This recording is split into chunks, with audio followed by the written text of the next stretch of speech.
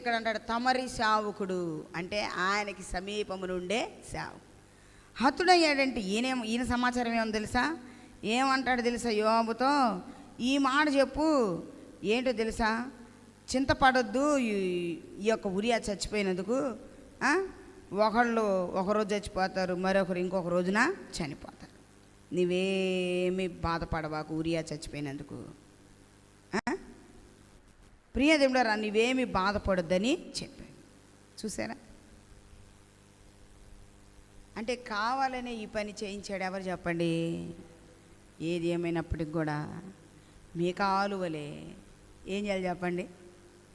ఏ కాలువలే? ఏ కాలు?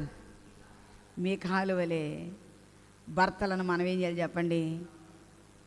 వారికి ఏం చేయాలి? మేలు చేయాలి. ఏం చేయాలి? మేలు చేయాలి. బ్రతికినంత కాలం వారికి మనం ఏం చేయాలి? లోబడాలి. చూడండి, వయసు పెరుగుతున్నప్పుడు మార్పులు జరగవచ్చు, జరుగుతాయి లేదా? వయసు మీద పడే కొద్దీ శరీరంలో స్త్రీలకు జరగవచ్చు మార్పులు, ముఖంలో పురుషులకు జరగవచ్చు. ఆ మాత్రాన ప్రియ దేవుని బిడ్డలారా, వారిని ఏమాత్రం త్రోసివేయటానికి వీలు లేదు. నీ భర్త, నిన్ను ప్రేమించే నీ భర్త, లేకపోతే నీ భార్య అని ఏ స్త్రీ పురుషులు అనుకుంటారో వారు ఎల్లప్పుడూ మేలే యోచించేవారు కానీ కీడు తలపెట్టేవారు కాదు. అయితే ఊరియా యొక్క భార్య చూడటానికి సౌందర్యవతే కానీ ఆమె ఏంటి చెప్పండి? జ్ఞానం లేని స్త్రీ, వివేకం లేని స్త్రీ, భర్త మరణ పంచుల దాకా వచ్చినా కూడా కాపాడుకోలేని స్త్రీ. ఈరోజు జ్ఞాపకం చేస్తున్నాను, అక్కడ దూతలు ఉన్నారు చూసారా? ఆ దూతలు చేరవేసే సమాచారం కూడా మంచిది కాదు. ఈరోజున 3 రకాలుగా చెప్పా. ఆ దూతల వల్ల ఎప్పుడు మనం కూడా ఉండకూడదు. 2, ఆ యొక్క బెత్షెబా వల్ల ఎప్పుడు కూడా ఏది పొంచుకొని వస్తున్నా చూడండి, నీ కుటుంబానికి, నీ భర్తకి, నీ పిల్లలకి ఏది ఎదురవుతున్నా నువ్వేమాలి అప్పుడప్పటికి అప్రమత్తమై జాగ్రత్తగా ఉండి నువ్వేం చేయాలి? ప్రార్థన చేయాలి. ప్రభువా శోధన తప్పించు, ప్రభువా కీడును తప్పించు, ప్రభువా ఆపదను తప్పించు అని నీవు ఒక కావలి కత్తెగా ఉండాలి. స్తోత్రం చెప్దాం. హల్లెలూయా. పోయిన వారం మన పాష గారు చెప్పాడు, ద్రాక్ష తోటకు నన్ను కావలి కత్తెగా ఎవరు పెట్టారంట? సొలొమోను. మన ఇంటికి కావలి కాయాలి. మనం ఏం కాయాలి? కావలి అంటే ఏంది? ఊరక కర్ర తీసుకొని తెల్లవాదులు కూర్చోవటమా? ప్రార్థననే కాపలా. ఏ కాపలా? ఈ కాపలా కాసేపు పని ఒక్కట కూడా లేదు ఆమెకి. ఎవరికి? బెత్షెబా. చూడటానికి మాత్రం ఎట్లాగుంది? మిస్ ఇండియా లాగుంది. ఏ ఇండియా? కానీ ఎవరిని కాపాడుకోలేకపోయింది? ప్రియదేవులారా, మరి ఈరోజు మనం ఎలాగున్నామండి? వారి యోగక్షేమాలు చూడాలి. ఏం చేయాలి చెప్పండి? వారు పనులకు వెళ్తుంటే ప్రార్థన చేయాలి. వాళ్ళ క్షేమంగా ఉంటేనే నువ్వు క్షేమం. వాళ్ళు పని చేసుకొస్తేనే కదా నీవు, నీ భర్త చక్కగా, నీవు, నీ పిల్లలు కావాల్సిన వాటన్నిటిని కూడా ఏం చేస్తున్నారు? అనుభవిస్తున్నారు లేదా? కొంతమంది పాపం వాళ్ళు ఎంత కష్టపడినా కూడా అంటా ఉంటారు, ఆ బోడి చేసేవులే అంటారు. ఏం చెప్పండి? ఏ తలకాయ లేకపోతే ఏ తలకాయ పెట్టుకోమన్నారు? ఎద్దు తలకాయ. ఈరోజు స్త్రీకి పురుషుడు ఎలాగున్నాడు? శిరస్సుగా ఉన్నాడు. నీ భర్త నువ్వు గౌరవించాలి. నీ భర్త కొరకు నీవు అన్నీ అమర్చాలి. నీ భర్త యోగక్షేమాలు తెలుసుకోవాలి. నీ భర్త యోగక్షేమాలు తెలుసుకోవాలి. నీ భర్తకి ఎప్పుడు కూడా కీడు చేయకూడదు. సోషల్ మీడియాలో చాలా వింటున్నాం.